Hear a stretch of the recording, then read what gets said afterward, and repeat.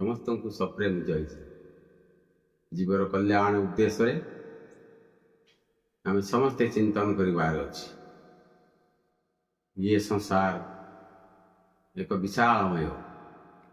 विशालमय भितर आम समस्ते आपणार समस्ते आम आपणार आत्मीय स्वजन सारा संसार सबु आत्मा ही ईश्वर बा भगवान कौटी बाहरे नहंती।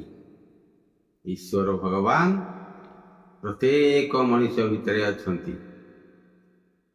जेतेबेले ये मनुष्य समाज को आत्मा बा ब्रह्म रचना करिवार प्रयास नेला सेतेबेले से निजे से मनुष्य भितर ही रहीगला। तेणु मनुष्य को मनुष्य भल पाइबा दरकार, जीव को भल पाइबा दरकार। आज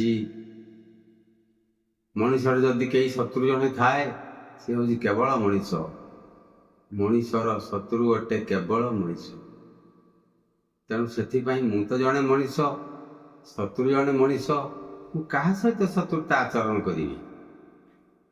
तेणु एमती भी मु भूली जाऊँगी बाप माँ भाई बंधु कहीं कहारी होना किंतु समस्ते क्षणिक स्वार्थ बंधा जो कि ये क्षणिक स्वार्थ आज मनुष्य निजर जन्मदाता पिता माता को से भूली जाऊँगी। मनुष्य को भूली जाऊँगी।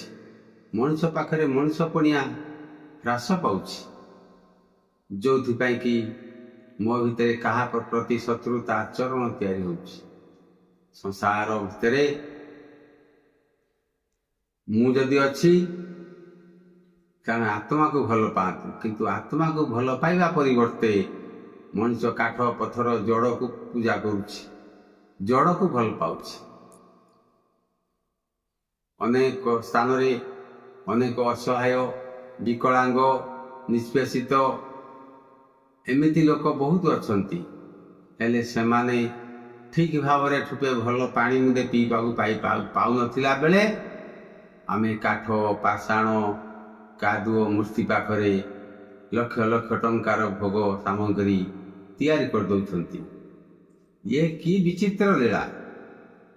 मनुष्यर विचित्र लीला होची केवल मनुष्य को मनुष्य भल न पाई काठ पाषाण पत्थर को प्रभु ईश्वर कहीकि भल पाइबा होची सेही अधम मनुष्यर काम। काठ पत्थर को अधम मनुष्य माने पूजा करती, प्रकृत मनुष्य को भल पाती। तेणु से मोर समस्त को निवेदन निज हृदयर वार्ता यदि निजर हृदय को निजे ठीक रखा चाहती ताले आत्मज्ञान रत रही मनुष्य को मनुष्य भल पाऊ। पितामाता को आमर देवता सी तांको आमे भल पाइबा। तेणु पितामाता को छाड़ी जदि बड़ बड़ मंदिर 1000-5000 लोक तुलांती ताले सेथिरे टिकिए भी सुफल मिल पार ना। तेणु मोर निजर अभिज्ञता आ वेद वेदांत शास्त्र पुराण कथा मु आपण मान आगे थोची जे कि भारत वर्ष ऋषि मुनि मान देश सेमाने मध्य निजर पितामाता को भल पाउथिले। आउ रामचंद्र मध्य पिता को भल पाउथिले, कृष्ण मध्य माँ को भल पाउथिले। प्रत्येक दिन सकाळे उठिकरी सेमाने माता पितांकर चरण स्पर्श करिकी प्रणाम मध्य करथिले।